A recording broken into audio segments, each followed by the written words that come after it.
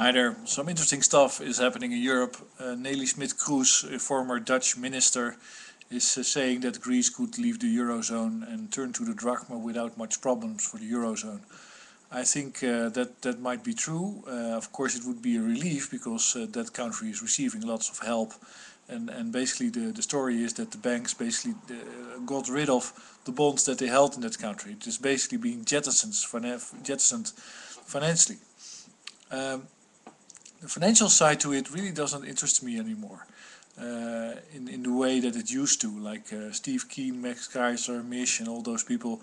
They basically talk about the financial world as if it's the only thing that matters. It's not the only thing that matters, and you'll see that say money. You know, if you're interested in survival and in prosperity and wealth, then it's not money that matters. It's what you do with that money, and whether it basically delivers something productive or generative in your society. And if it can't anymore because people are bickering about it and thinking it's so important, then it's actually a huge distraction and a danger and a risk to keep focused on that. That's not what you should be focusing on. You should be focusing on ownership of the assets that produce something that you need. Now, it's a complex situation if you consider a country that will go broke suddenly, and it's very easy to predict what happens if you kind of reason bottom up, if you try to think about it in an emergent fashion, and so if Greece is cut off of euros and the eurozone, and is also cut off of all real help that it needs, which I don't think will happen. But consider a country that is simply suddenly starved of the ability to buy fuel. It cannot get it from Iran anymore because Iran is now denying it the fuel, but maybe not today, but in the near future. Or Europe is basically denying Greece the right to import fuel from Iran as part of an embargo. Now the question is whether Greece has to abide by that embargo if it's no longer part of the Eurozone. That would be very interesting, but imagine that it is, then it really has a big problem. It's basically going to starve because everything that it produces using fossil fuels, food, and of course, and its logistics is completely dependent on fossil fuels, and we're already seeing strikes in Italy which are completely futile against the price of transporting goods. And people are saying, well, transporting goods is so expensive, it's more expensive than the product itself. Well, they are not talking about the fact that they're using a diesel fuel that they cannot produce. I'm using something that I cannot produce. Lo and behold, I'm completely not in control of my process. If that's the case, somebody else can decide not to deliver any diesel to me anymore, and then everything I do stops. Well, that will happen to Greece. And so in that scenario, which is complete chaos, poverty is no longer as austerity because it has nothing to do with the currency anymore, or with willful reduction of expenses. It might go through actually some kind of hunger crisis, which is not unlikely. But then the question is, how does it reorganize? And Max Kaiser says, well, it will be a rural peasant community and it will be completely poor. I think that's not the case. I think that's only, there are states like that in Europe, or not in Europe actually, but like Ukraine and Macedonia, the ones in between, Greece and Italy.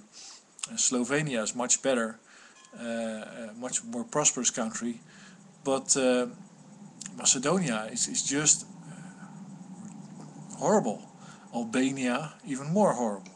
Why are these countries horrible? Horrible because they have a kind of feudal, not feudal, but they are feuding. The wrong English words, but they have people that hate each other so much that they run over each other with caterpillars on the campsites. I've been there. And they do that. They just go one town against another, and they fight each other. And it's all, let's say, it's all mafia, and there's lots of prostitution and porn making and stuff, all kinds of useless.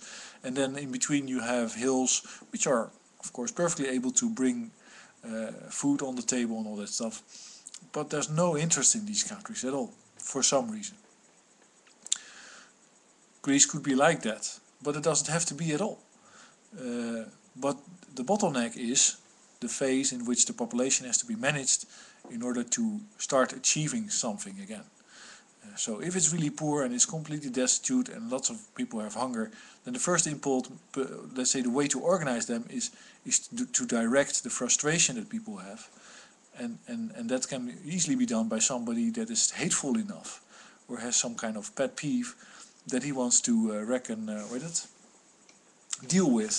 And he steps up and he says, well, you know, Turkey over there has all this oil and this ability to do stuff, and it's right next door, and Iran as well. Let's just go there and get what we need. And then that will organize people, because everybody's motivated to do something about the situation. And there will be an army, and these people will be in armies, and they will be marching across the border, trying to fight and get these resources. That's what happened in France after the revolution. Nobody talks about it, but there was huge famine.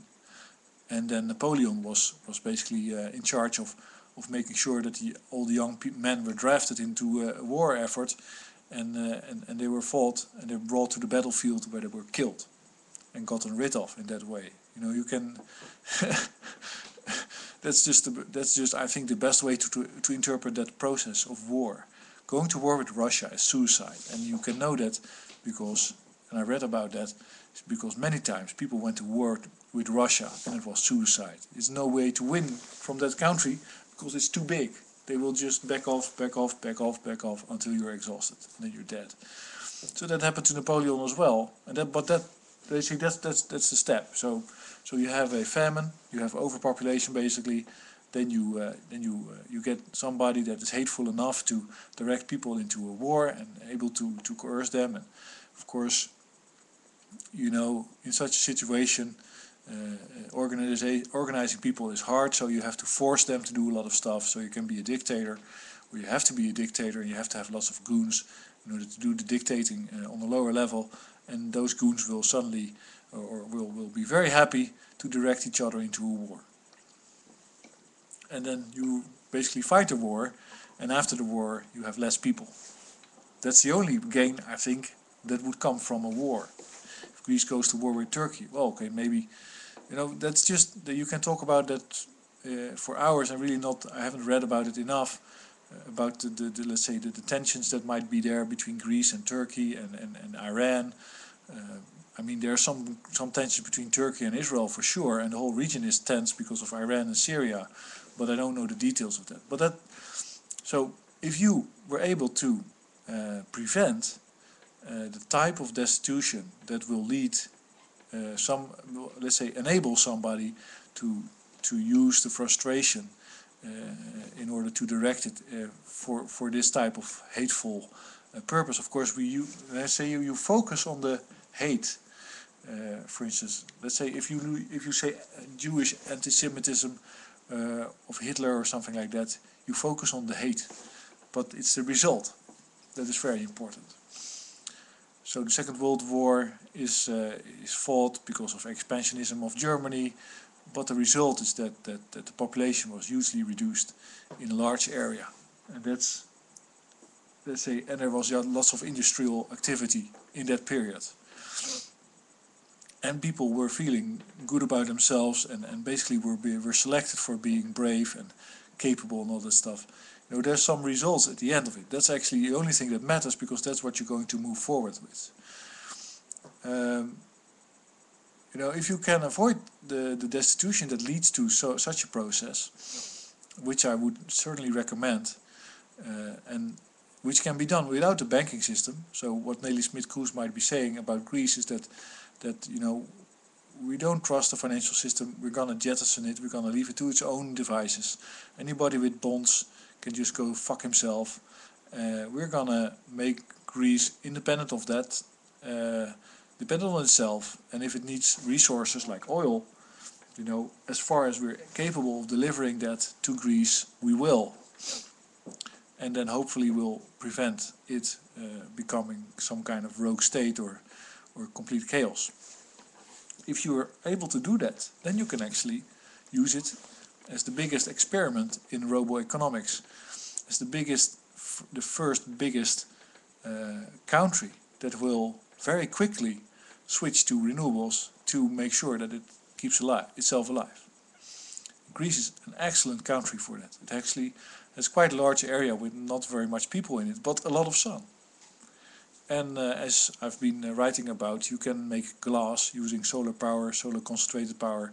And so if you can do that, you can melt stone basically with sun. Then you can build a lot of structures without having to have raw materials. Because you basically go to a place in the sand, or you take some rock and you melt it, and you make it into what you need, bricks, or pieces, or mirrors, or tubes, or glass. It's an exaggeration. I mean, that's really, of course, it's much more difficult. But we're not living in the 1900s anymore. You know, this is not going to be a feudal society we're going towards. Of course, it's going to be more rural, and it's going to be more direct biological, let's say, natural type agriculture. But why would we go to a peasant society? We have all this technology and we understand it and we can reproduce it. There's a very funny lady that does experiments online and shows it on YouTube.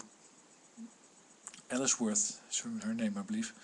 And she makes her own transistors and microchips. But you know, the process of refining silicon for making chips is not a difficult process actually. And so anybody can do it if you want to do it. You couldn't do it in 1850, but you can do it now.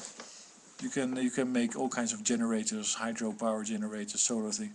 So the options of somebody which is basically thrown back on whatever he has are much larger, I think, today than they ever were. And with a little help,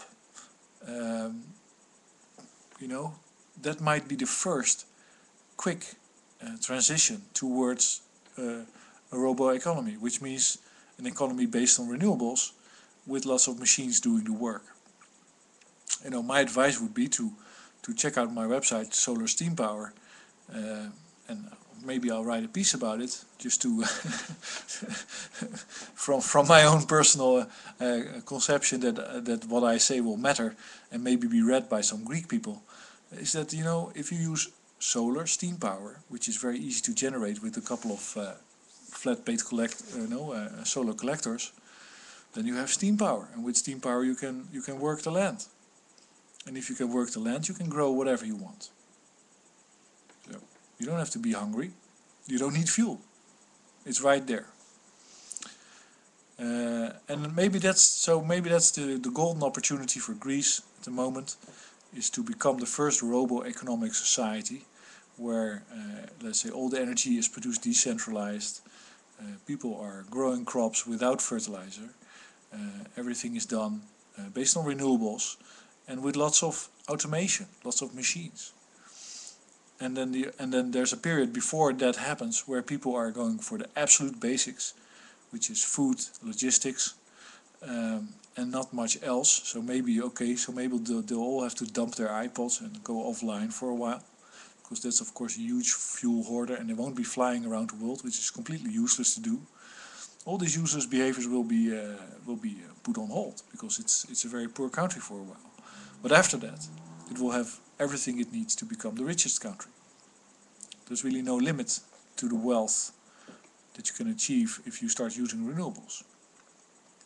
And the nice thing about that wealth is that it prevents governments and municipalities and whoever it is from taxing you all the time, because they are not starving anymore. See, you're not using up anymore. You're simply being enabled by whatever the renewable sources is that you use, and they're renewable. So I think that's so that might be a positive outcome. So what I hope is that, it's a long video again, but is that what is meant in Europe is that Germany and Spain and the countries that know about renewables will be helping Greece to achieve as much energy as possible, as soon as possible, in order to sustain their economy. their activities, not so much their economy, because that's usually a carbon credit economy. But that at the same time the financial system will be dismantled, because and basically the euro dependencies and dollar dependencies will be abolished, because they will be, that's just an anachronism. It's something that is old. It's not supposed to exist anymore. If you are future oriented, you don't need a banking system. And so that's my thoughts about that, and I hope that that's interesting. Thanks for listening.